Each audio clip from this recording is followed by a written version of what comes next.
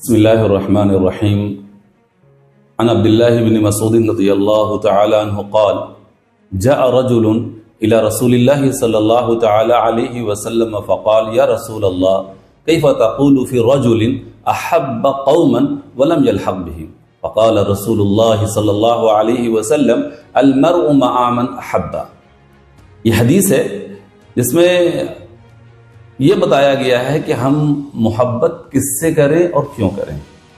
حضرت عبداللہ بن مسعود رضی اللہ تعالی عنہ فرماتے ہیں کہ ایک شخص نبی کریم صلی اللہ تعالی علیہ وسلم کے پاس تشریف لائے. انہوں نے کہا: یا رسول اللہ صلی اللہ علیہ وسلم، اس شخص کے بارے میں آپ کا کیا خیال ہے جو لوگوں سے، یعنی اچھے لوگوں سے، بزرگان دین سے، نیک لوگوں سے محبت تو کرتا ہے لیکن خود اس کا عمل اور اس کا علم ان کے برابر کا نہیں ہے، تو ایسے شخص کے بارے میں آپ کا کیا خیال ہے؟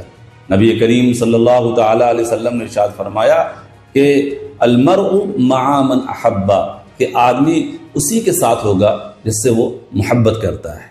محترم ناظرین کرام، اس حدیث میں یہ بتایا گیا ہے کہ انسان آخرت میں اسی کے ساتھ ہوگا جس سے وہ محبت کرتا ہے. اب اگر آپ اور ہم غور کریں تو ہم اور پائیں گے کہ اس کے اندر دو طرح کی باتیں بیان کی گئی ہیں. ایک تو یہ ہے کہ اس میں بشارت دی گئی ہے، دوسری اس میں ایک ڈرنے والی چیز بھی ہے. بشارت تو اس بات کی دی گئی ہے کہ اچھے لوگوں کے ساتھ اگر دوستی کرو گے تو آخرت میں انجام ان کے ساتھ ہوگا، اور ڈرنے والی بات یہ ہے کہ اگر برے لوگوں کے ساتھ دوستی رکھی جائے گی، ان سے محبت کیا جائے گا تو آخرت میں انجام بھی انہی جیسا ہوگا. تو اس حدیث میں ترغیب دی جا رہی اس بات کی کہ ہمیں، یعنی ایک مسلمان کو یہ چاہیے کہ وہ رسول سے محبت کرے، ان کے صحابہ سے محبت کرے، اور نیک صلحاء سے، بزرگوں سے، اپنے علاقے کے اہل علم اور اہل عمل لوگوں سے محبت کرے، ان سے تعلق رکھے، نیک لوگوں اور اچھے لوگوں سے اپنا رابطہ واسطہ بڑھائے. اور اسی طریقے سے اس میں اس بات سے بھی ڈرایا گیا ہے کہ ہر وہ لوگ جو تمہاری آخرت کو برباد کر دیں، ہر وہ لوگ جو تمہاری دنیا بھی برباد کر دیں، تمہارا وقت برباد کرا رہے ہوں، تمہارے لیے کسی کام کے نہیں ہیں، بلکہ وہ ناچ گانا کھیل کود اس میں مست ہیں، اور ان سب چیزوں میں وہ آپ کی نمازیں بھی جا رہی ہیں، آپ کے اخلاق بگڑ رہے ہیں، تو ایسے لوگوں سے دور رہنے کی ضرورت ہے، کیونکہ اس میں تو دنیاوی نقصان بھی ہے اور اس میں اخروی نقصان بھی ہے. اور ظاہر سی بات ہے کہ ہر انسان بہت علم والا نہیں ہو سکتا ہے، ہر انسان اتنا عمل نہیں کر سکتا ہے جیسے نیک لوگ کرتے ہیں، تو اس میں پریشان ہونے اور گھبرانے کی ضرورت نہیں ہے. اللہ کے رسول صلی اللہ علیہ وسلم نے تسلی دی کہ اچھے لوگوں سے صحبت رکھنا، اچھے لوگوں کے ساتھ رہنا، ان سے محبت کرنا، ان کی محفلوں میں بیٹھنا، انشاءاللہ مرنے کے بعد تمہارا انجام بھی انہی لوگوں کے ساتھ ہوگا. بس یہاں ایک چیز کی وضاحت کر دی جائے کہ وہ درجے میں برابر نہیں ہوں گے.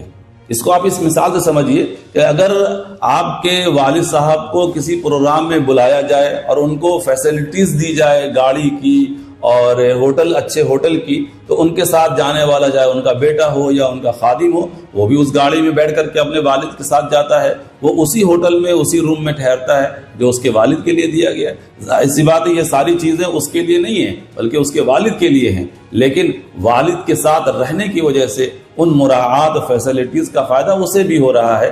یہ ایک مثال ہے. آخرت میں درجے برابر نہیں ہوں گے، لیکن وہ چونکہ ان سے محبت کرتا تھا اس لیے اللہ تعالیٰ ان کو اس کے برابر رکھے گا. اب اسی طریقے سے برے لوگوں سے دوستی رکھنے کا انجام ہی ہے. آج کے زمانے میں دیکھ لیجئے کثرت کے ساتھ ناچنے والوں سے، گانے والوں سے، کھیلنے والوں سے، ان کے فالوورز، ان کے فین، ان کے ماننے والوں کی تعداد اتنی زیادہ ہے کہ حیرت ہوتی ہے. آپ دیکھیے علماء سے لوگوں کی محبت دن بدن کم ہوتی چلی جا رہی ہے. لوگ دن بدن ایسے لوگوں کو فالو کرنے لگے ہیں جو نہ ان کی دنیاوی زندگی کے لیے بہتر ہے اور نہ ہی ان کی اخروی زندگی کے لیے بہتر ہے.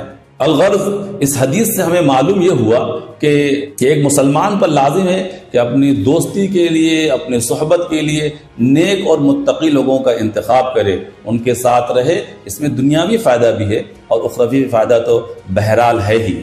اسی طریقے سے مسلمان پر لازم ہے کہ فاسق، گنہگار، نماز چھوڑنے والے، وقت برباد کرنے والے ایسے لوگوں سے بھی دوری بنا کے رکھے. اگر ہم لوگ اس حدیث کو سامنے رکھ کر اپنی زندگی گزاریں، اپنے تعلقات، اپنے لوگوں میں ہم ان بات کا انتخاب کریں کہ کون اچھے اور کون برے ہیں، تو انشاءاللہ تعالی اس کا ہمیں دنیا میں بھی فائدہ ہوگا اور آخرت میں بھی فائدہ ہوگا۔ اللہ پاک ہم سب کو عمل کی توفیق عطا فرمائے۔ السلام علیکم ورحمۃ اللہ وبرکاتہ۔